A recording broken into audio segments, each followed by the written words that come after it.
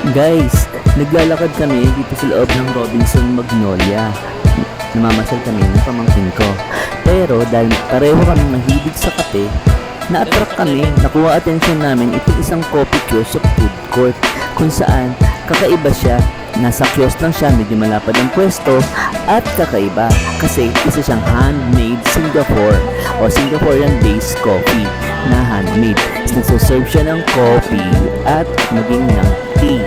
At medyo takaw pansin siya sa amin kasi medyo kakaiba ang mixing niya. Pinoy yung nagsaserve pero ang alam ko may-ari nito mukhang Chinese na taga Singapore.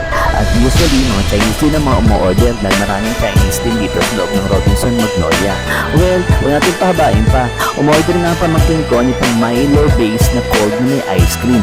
At ako naman, usually, in-order ko yung black lang kasi pagka nasa ibang coffee shop, Americano ang in-order ko lang naman dahil puro black lang ako. Pinadagdagan ko na ng konting sweetener itong kanilang black coffee kasi baka hindi ko alam kung magugustuhan ko yung pagiging black niya. Pero sweet and satisfying naman sa aking throat o sa aking panlasa. Medyo kakaiba.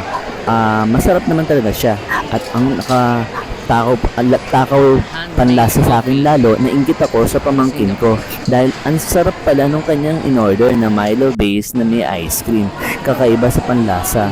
At yun nga, medyo nag-enjoy kami kaya sabi ko sa pamangkin ko, pag bumalik tayo rito, well, tikman natin yung mga ibang product nila. Kahit takot ako sa may milk base, titikman ko yung iba dahil nag-enjoy naman talaga ako sa panlasa dito sa kanilang Singapore handmade coffee and tea.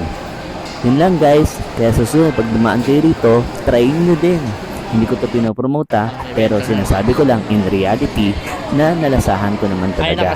Kaya enjoy and thank you for watching RD channel. Don't forget to subscribe. Bye guys!